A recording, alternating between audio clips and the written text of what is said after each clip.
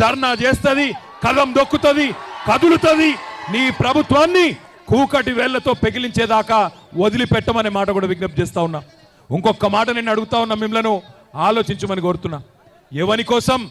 Pharma village అల్లుని కోసం అక్కడ ఫార్మా దుకాణం పెట్టి వాళ్ళ సొంత అల్లుని కోసం ఇవాళ పేదవాళ్ళ భూములు గుంజుకునే ప్రయత్నం చేస్తా ఉన్నాడు.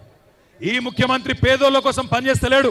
అదాని కోసం, అల్లుని కోసం, అన్నగాని కోసం, తమ్ముడి కోసం, వాళ్ళ కోసం తప్ప రాష్ట్రంలో రైతుల కోసం కానీ పేదవాళ్ళ కోసం కానీ ఈ ముఖ్యమంత్రి పనిచేస్తలేడు. ఒక్కసారి ఆలోచించండి. ఇంకో 10 రోజులైతే సంవత్సరం నిండుతుంది రేవంత్ రెడ్డి ప్రభుత్వం కూర్చొని. ఏం చెప్పిండు అన్నాడు? యాదకొండల మీ అందరికీ మహబాద్కి వచ్చి ఇవాళ ఇక్కడున్న ఎమ్మెల్యే, డోర్నకల్ ఎమ్మెల్యే, అదేవిధంగా మహబాద్ జిల్లాలోని ఇల్లెందు ఎమ్మెల్యే సమాధానం చెప్పాలా. మీరే కదా ఇంటింటికి వచ్చింది, మీరే కదా గల్లీ గల్లీ తిరిగింది. 6 గ్యారంటీలు అన్నారు, 100 రోజుల్లో అమలు చేస్తామన్నారు, పేదవాళ్ళకు అండగా నిలబడతామన్నారు. ఏ ఒక్క హామీ అన్న అమలు అయిందా? ఒక్కసారి చెప్పవలసిందిగా కోరుతా ఉన్నా. కేసీఆర్ ఉన్నప్పుడు రైతు బంధు పడుతుండేనా? పడుతుండే అంటే ఎస్ అనాలే. పడుతుండేనా? కేసీఆర్ ఉన్నప్పుడు రైతు బంధు టైంకి పడుతుండేనా? రైతు బీమా వస్తుండేనా? 24 గంటల కరెంట్ వస్తుండేనా? మరి రేవంత్ రెడ్డి వచ్చినాక వస్తున్నాయా? రైతు బంధు ఎగ్గొట్టిండా? రైతు బీమా బంద్ పెట్టిండా? బోనస్ బోగస్ అయిందా?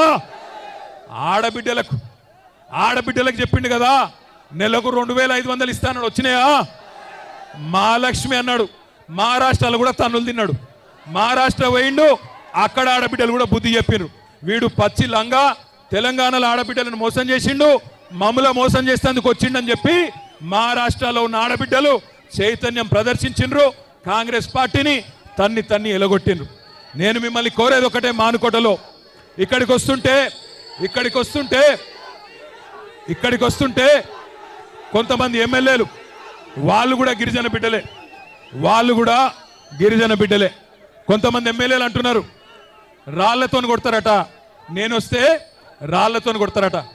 నేను అడుగుతున్నా, ఇక్కడ ఉన్న ఎస్పీ గారిని, రాష్ట్రంలో ఉన్న డీజీపీని అడుగుతున్నా, అధికార కాంగ్రెస్ పార్టీ ఎమ్మెల్యేలు రాళ్లతోని కొడతామంటే